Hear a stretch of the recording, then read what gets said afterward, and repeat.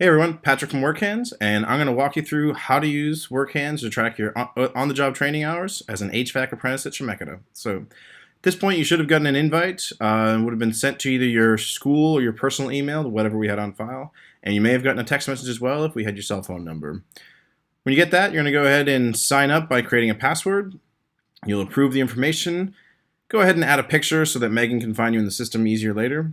And then you'll end up at a spot like this, welcome you to your dashboard. I'm going to take you through and give you a personal welcome, but if you sign on a different device, you can always go through this as well. We'll just skip that for now. And we're going to go through everything on the dashboard here, everything from your OJT, your time cards, and your courses. But let's just hop into OJT.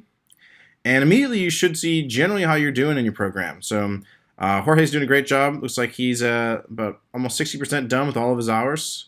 You can see how that breaks down as well. The green hours are hours that have been submitted and approved in the past. We imported everything you'd done previously. And then below here, you might see a little bit of red. This is generally where, all things being equal, you might be falling behind. Behind 27 hours, no big deal. The natural course of doing the work you're doing, things are going to skew one way or the other, but it's a good tool for you to see at any given time. At some point, you might want to come back and catch up on those piping, brazing, and soldering hours. Work with your foreman, work with your supervisor to make sure you can get that well-rounded apprenticeship as expected. Now, how all this gets in here is we're going to hop over to time cards. And we've imported all the past hours you'd submitted, so you should see that in here. And then there'll be a current time card just sitting here. So this is for the current month. We'll go ahead and open that one up. And what you're going to do is each month, each day, each week, make sure you go in here and just keep track of this just like you were doing previously. So, say logged in today on Wednesday. I did actually most of my day in installation. Just going to put 8 hours here. Maybe I'm catching up for this week. I did Tuesday. Let's say I did maybe another 2 hours of installation and 4 hours of duct design and maybe another 2 hours of basic refrigeration and theory. Maybe Monday I didn't make it into the office for whatever reason, had some personal issues. But you can hop around too. You can either float around by using these arrows, or you can jump back. So maybe you forgot to put it in for all of the week of September 9th. You can go back and start filling this out as well. Each time you do that, just make sure you go and save for later. They'll save into the system, and you can come back the next day, the next week, and keep on updating this throughout the month. Now what's going to happen is at the end of the month, we're going to notify you it's time to submit this. If you've been doing it throughout the month, no big deal. You're going to pull up that same time card for the month. It'll then change to due. It'll be in red. And you're going to go in here, like I said, update this if you need to, but then just go ahead and hit submit. We're a little bit early. It's not quite the end of the month, but yeah, we're going to submit this one just to demonstrate here. When I do that, we'll generally show where the update is in your card. You'll see that this now went from current to submitted, or in your case, it might be due to submitted. And then it's going to get sent over to a primary supervisor. Now, everybody has one that we got from the company you're at. If this needs to be updated, I'll walk through how you do that in a little bit. Now, as far as if you don't submit these hours, what's going to happen is that we're going to send you a few reminders. We'll tell you on the 2nd that it's time to submit your hours. Some people get these in even before, or get them in on the 1st. If we still don't hear from you, or about a week later on the 7th, we're going to let you know that, hey, a reminder, it's time to submit these again. If we still don't hear from you after that, we're going to let you know that they're at risk of being overdue, and you're going to end up on an overdue report. But generally, if you get this in after that first reminder, if you've been keeping track throughout the month, all you have to do is hit that submit button, and you'll be good to go.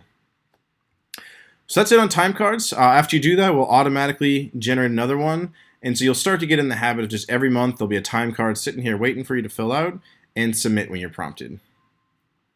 Let's hop back to our dashboard for a second. So other than OJT and your time cards, you'll also have your course history in here. There's not much you have to really do on this one, but you should hop in here, make sure it looks as you'd expect. So do you have all the courses complete that you'd have expected to be completed? Do they line up with generally when you completed them? If there's any issues, just follow up with Megan, and she can help make sure this is aligned with your actual experience as well. Now, other than courses and your time cards, which are most of what you're going to be doing in here, you'll have supervisors set up. Again, if for whatever reason you don't have the right supervisor in here, the person who's typically signing off on your hours, we've sent over some cards to Megan. She can hand those out. In those cards, we'll just ask you to give them to the foreman or supervisor who typically signs off for you. Get their name, email, the company they're at, and then get that back to Megan. She'll make sure it's all set up for you so that going forward, you have the right person to submit. And if you ever need to change supervisors, we can do that same exact process again. After about a month or so, we'll start generating reports here for you. So if for whatever reason you need to be able to download this in Excel, you'll have that as well. And that's generally it for work hands. Now, if you get in here and you start playing around, and you kind of forget everything that was on this video, don't worry about it. You can hop in and just pull us up on support. Support chat here is typically operated by one of my colleagues, but if for whatever reason they're not available, it starts to message the entire team. And eventually we'll get someone to help you. If we're not around, though, you'll get an automatic message. Typically, we'll get back to you in about an hour or so during the week and about a day on the weekend. Now, a little bit of house cleaning items at the end here. So if you need to change your email or your phone for whatever reason, just hop in here to settings. You can go through and actually change the email and phone that you're set up with there. You can also change your notification preferences if you'd like to do that as well. I'll hop back to the apprenticeship program there. Now, last thing, I'm going through all of this on here on my desktop. It's a lot easier for you to see that from the screen that you're probably at. But when you all get this, you'll likely be on your phones. All of this shrinks down. I would say sign up on the web first. Use it either from your phone on the Chrome browser or Safari. Then after that, go ahead and download our Android or iPhone apps. It's going to all look and feel the same, but it'll be easier for you to set that up on your desktop as well.